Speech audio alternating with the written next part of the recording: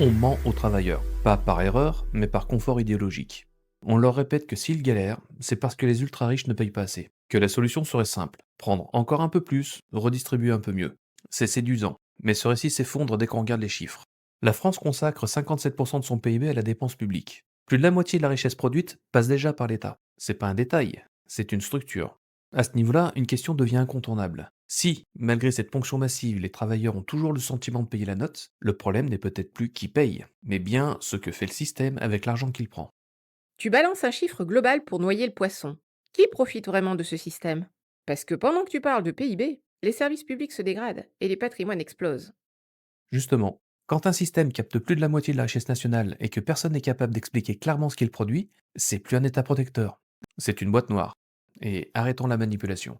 Comparer aujourd'hui les dépenses publiques à l'année Covid pour dire regardez ça baisse, ce n'est pas de l'analyse économique.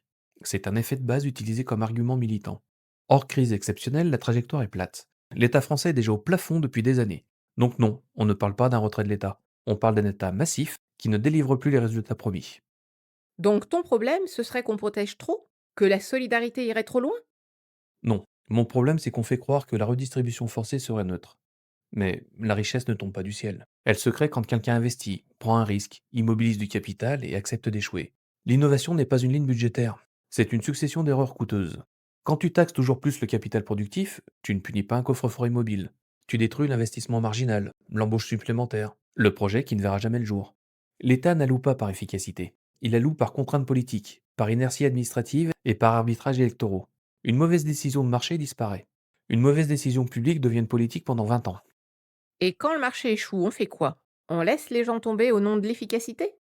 Non, on arrête de mentir sur les causes.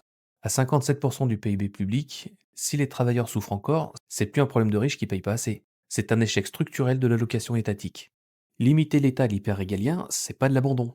C'est de la clarté, sécurité, justice, cadre légal, protection des droits. Pas la gestion détaillée de toute la vie économique sous prétexte de morale. Parce qu'à force de vouloir tout protéger, on finit par figer. Et quand tout est figé, ce sont toujours les mêmes qui trinquent. Ceux qui n'ont ni patrimoine protégé, ni réseau, ni statut. Donc, ta réponse aux travailleurs, c'est débrouillez-vous. Ma réponse est arrêter de vendre la morale comme substitut à l'efficacité. C'est pas en prenant toujours plus à ceux qui produisent qu'on protégera durablement les travailleurs. C'est en cessant d'entraver la création de valeur, en acceptant que l'erreur existe et que la responsabilité ne se décrète pas.